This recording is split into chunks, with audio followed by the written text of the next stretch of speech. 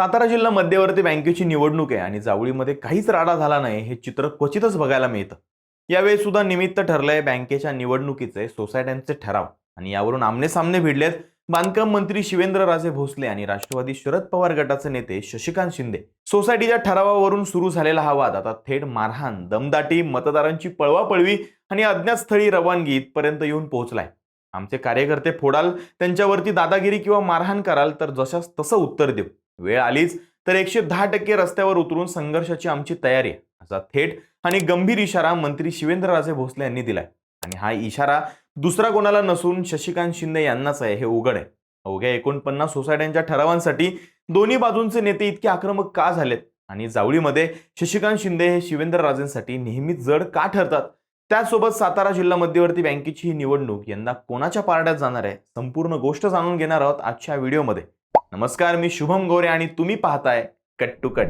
सातारा जिल्हा मध्यवर्ती बँकेच्या निवडणुकीच्या प्रक्रियेमध्ये सोसायटी मतदारसंघातील ठराव हे अत्यंत महत्त्वाचे मानले जातात. जावळी तालुक्यातल्या 49 सोसायट्यांपैकी 48 सोसायट्यांचे ठराव प्रक्रिया पूर्ण झाले. परंतु आरडे, वरोशी आणि आखाडे या सोसायट्यांच्या ठरावादरम्यान मोठा गदारोळ झाला. शशिकांत शिंदे यांच्या गटाने आपल्या कार्यकर्त्यांना फोडण्याचा, पळवून नेण्याचा प्रयत्न केला. मात्र तो डाव आम्ही हाणून पाडला. त्यासोबत ज्या मुलाच्या आईच्या नावाने ठराव मंजूर झाला होता त्याच मुलाच्या ठरावाच्या प्रक्रियेनंतर शिंदे गटाच्या कार्यकर्त्यांकडून त्याला मारहाण करण्यात आल्याचा आरोप शिवेंद्रसिंह राजेंनी केला. या घटनेनंतर शिवेंद्रराजेंनी थेट पत्रकारांशी बोलताना आक्रमक पवित्रा घेतला. ते असं म्हणाले की सुरुवातीला ज्या त्या गावाने त्यांच्या विचारांचे ठराव करून घ्यावेत असं ठरलं होतं. मी स्वतः कोणत्याही सोसायटीमध्ये गेलो नव्हतो. मात्र आरडे, वरोशी आणि आखाडे यांसारख्या सोसायट्यांमध्ये शशिकांत शिंदेकडील लोकांनी आमची माणसं पळवून नेण्याचा प्रयत्न केला. पण तो डाव आम्ही हाणून पाडला. लोकशाहीच्या गप्पा मारायच्या आणि प्रत्यक्षात मात्र दडपशाही आणि दादागिरी करायची हे आता चालणार नाही. माझ्या कार्यकर्त्यांना जर मारहाण होणार असेल, दमदाटी होणार असेल तर त्यांच्या पाठीशी उभं राहण्यासाठी मी स्वतः रस्त्यावर उतरण्यास तयार आहे. आम्हाला संघर्ष काही नवीन नाही, आम्ही संघर्षातूनच पुढे आलो आहोत. त्यामुळे वेळ आल्यास 110% संघर्ष करण्याची आमची तयारी आहे, असा थेट आणि गंभीर इशारा शिवेंद्रसिंह राजेंनी दिलाय. आता हा इशारा देण्यामागे शिवेंद्रराजे यांनी केलेली मेहनत सुद्धा आहे. कारण 49 पैकी 48 सोसायट्यांचे ठराव प्रक्रिया पूर्ण झाली असून त्यातल्या 48 पैकी 32 सोसायट्यांचे मतदार हे शिवेंद्रराजेंच्या गोटाकडून थेट सहलीवर पाठवण्यात आले होते. मागच्या पंचवार्षिक निवडणुकीमध्ये ज्ञानदेव रांजणे यांनी विजय मिळवला होता. यंदा मात्र शिवेंद्रराजेंनी सुरुवातीपासूनच फिल्डिंग लावल्यानं शशिकांत शिंदेची वाट बिकट झाली होती. सध्या शशिकांत शिंदेच्या गटाकडे फक्त 12 ते 14च्या आसपास मतदार असल्याचं राजकीय चित्र आहे.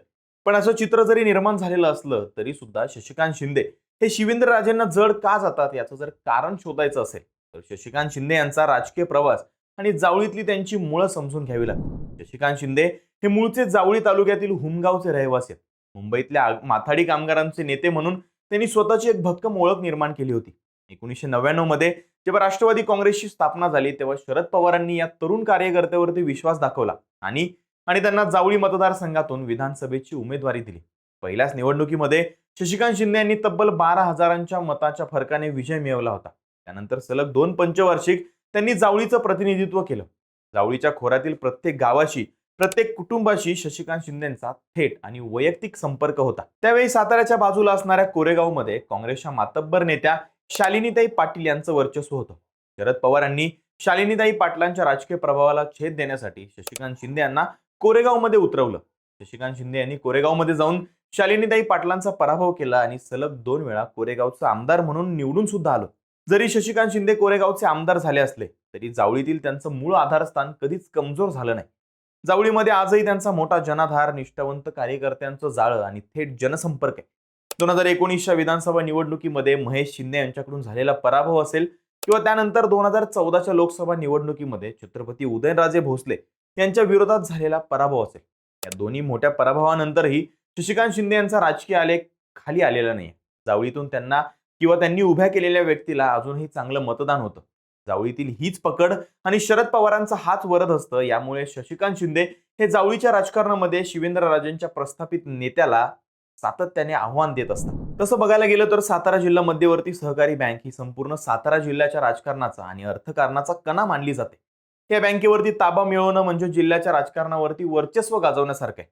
सध्या महायुतीतील नेते एकत्र असले तरी जिल्हा बँकेच्या निवडणुकीमध्ये मात्र स्थानिक आघाड्या आणि गटबाजी प्रभावी ठरते.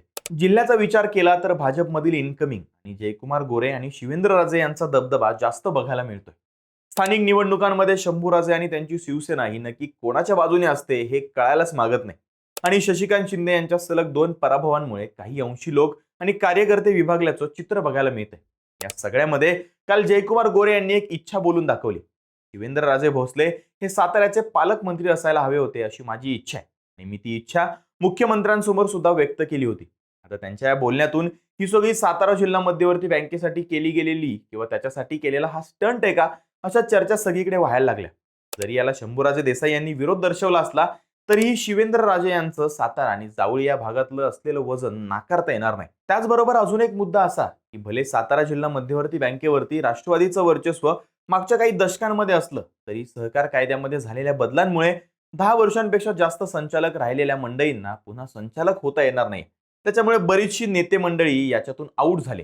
याचा फायदा भाजपमधल्या नवोदित कार्यकर्त्यांना होईल का हे बघणं खूप इंटरेस्टिंग असणार आहे. येत्या ऑक्टोबर महिन्यामध्ये जिल्हा बँकेची निवडणूक होणार आहे. तुम्हाला काय वाटतं?